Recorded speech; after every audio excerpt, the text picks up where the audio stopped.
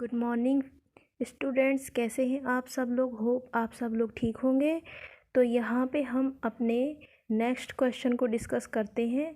यहाँ पे हमारा जो नेक्स्ट क्वेश्चन होगा, यहाँ पे covalent compounds generally don't conduct electricity why. कहने का अर्थ है कि जो कोवैलेंट कंपाउंड्स हैं वो कंडक्ट इलेक्ट्रिसिटी को क्यों नहीं करता है, इसका हमें कारण बताना है, रीज़न देना है। तो यहाँ पे हमने आंसर लिख रखा है, covalent compounds are formed on the basis of sharing electron.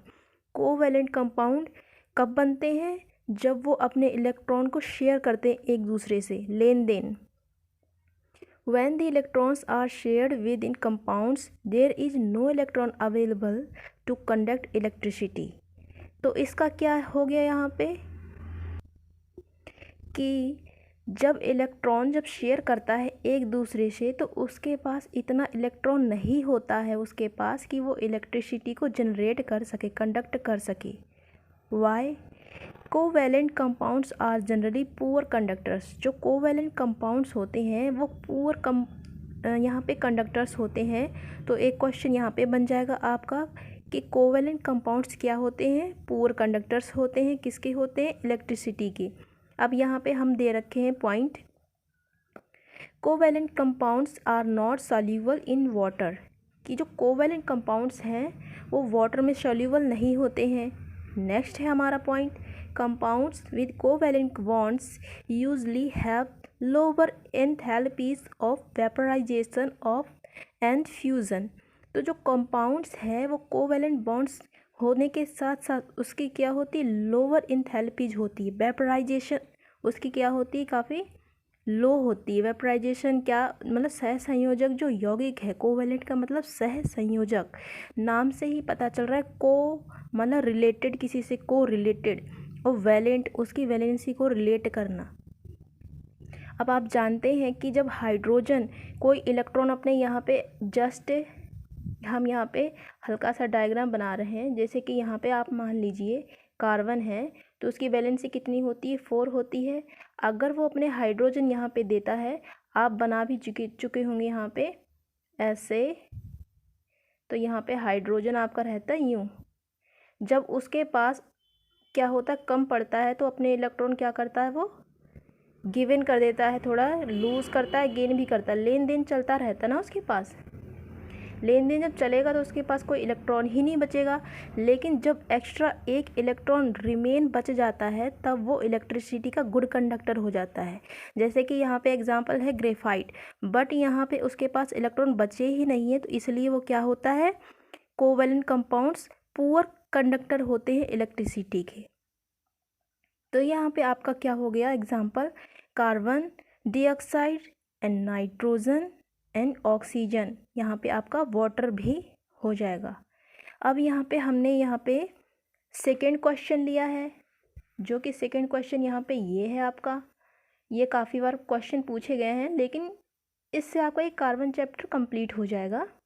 तो ये आपका बन रहा है, first state 2 characteristics feature of carbon which when put together give rise to large number of carbon compounds।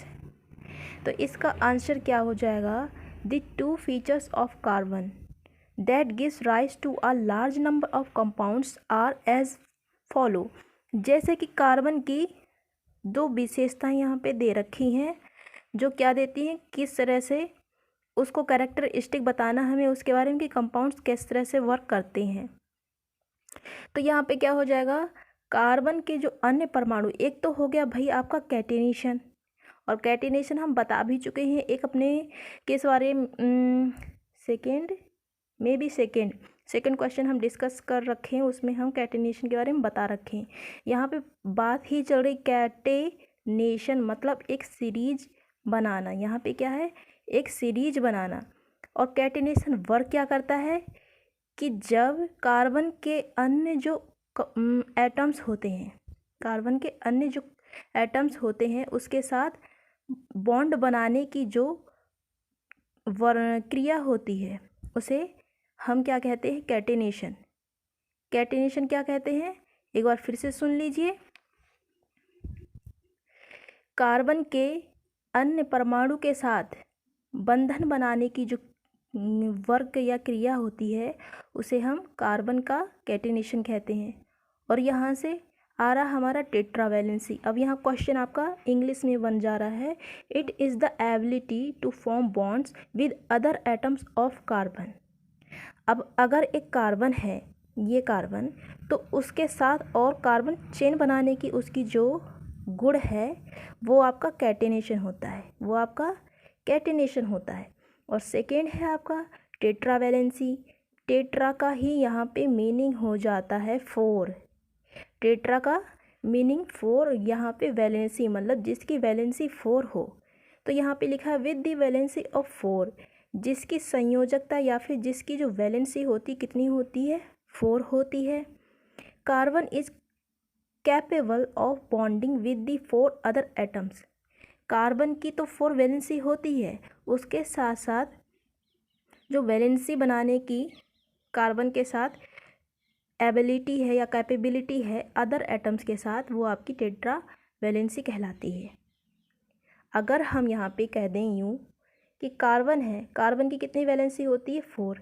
अगर हम हाइड्रोजन के साथ कर दें, इसे यहाँ पे ज्वाइंट कर दें यहाँ, तो 1 2 3, तो ये पूरी कार्बन की वैलेंसी हुई, नहीं हुई। तो हमें कितनी वैलेंसी चाहिए होती है, 4। तो यहाँ पे अगर हम यूँ यहाँ पे लिख देंगे तो कितनी कार्बन की वैलेंसी हो गई, 1 2 3 4। तो यहाँ पे कितनी वैलेंसी होगी कार्बन की, ये। और कैटिनेशन जो और अधिक अपने परमाणुओं के साथ या फिर और अधिक एटम के साथ क्या करे, फॉर्म करे, एबिलिटी करने की जो उसकी फॉर्म होती है। यहाँ पे हम किस तरह से कैटिनेशन को कह सकते हैं कि जो एक प्रॉपर्टी होती है बॉन्डिंग बनाने की, डायरेक्ट बॉन्डिंग बनाने की बिटवीन एटम और एलिमेंट के बीच में, वो क्या कहती है, कैटिनेशन कहलाती है। और लॉन्ग चेन बनाती है और ब्रांचेज भी, रिंग स्ट्रक्चर भी आपकी बनाती है। शेप अलग अलग उसके हो सकते हैं, वो आइसोमर्स के ऊपर डिपेंड नहीं करता, ये कैटिनेशन की बात हो रही है। तो आपका आंसर ये हो जाएगा स्टेज 2 कैरेक्टरिस्टिक फीचर। इसका आंसर हम यहाँ पे लिख रखे हैं।